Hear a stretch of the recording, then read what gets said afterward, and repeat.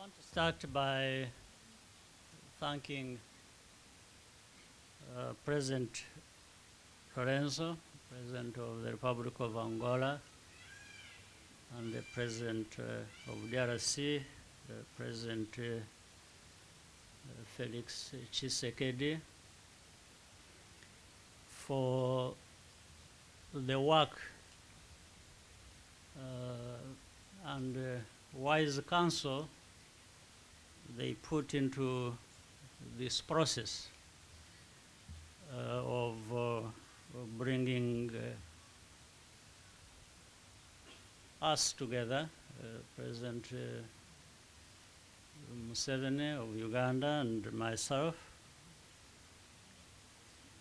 to resolve any problems that have been existing between our two countries. We had the opportunity to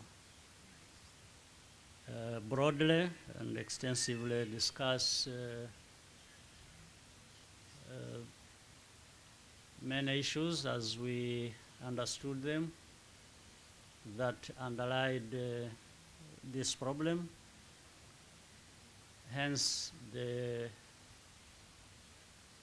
communique, the memorandum of understanding we have reached today, which stipulates the path to follow as we continue to try to resolve these problems. So mine, first of all, was to deeply thank the leaders of Angola and DRC for the brotherly attitude and commitment to helping us find a resolution to this problem obtaining between Rwanda and Uganda. Now, as for our commitment, Rwanda's commitment to implementing or following the guidelines that will help us overcome a number of difficulties. I think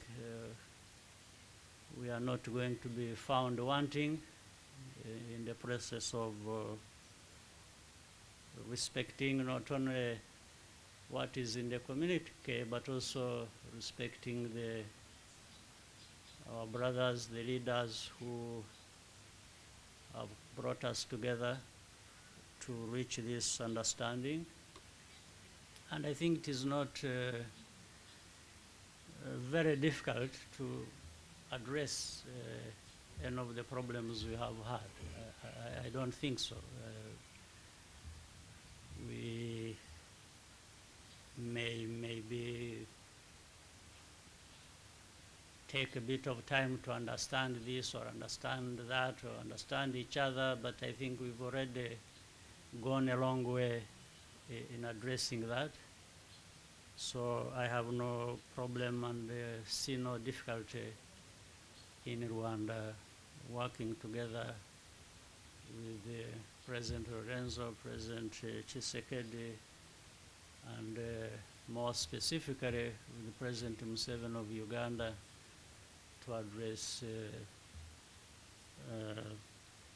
what we have agreed to address. Closing the border can be seen in many ways. But let me start by saying trade,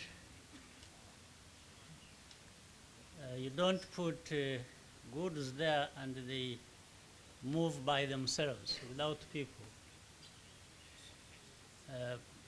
Goods and people move together. When you have an open border, you have goods and people moving across from one point to the other and vice versa.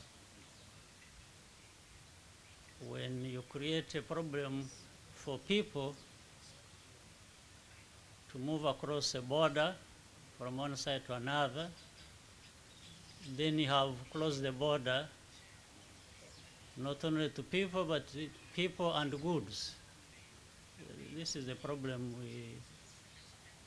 we have had. So, but I think the communique, the memorandum of understanding, addresses all these matters very clearly.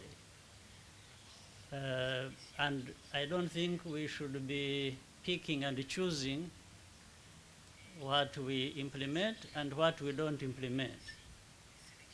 If there are difficulties brought by trade not going on across the border, and there are also problems when people can't cross the border and go on one side or the other, then that becomes a problem. When you have people crossing the border and they are arrested on the other side of the border, that affects the movement of people and the movement of goods and affects trade. So we are going to address all these matters simultaneously. We have to look at what is entailed in what we have signed to, that stipulates what we need to take care of, and by doing that indiscriminately, I think we will get there where we want to be. That's what I can say.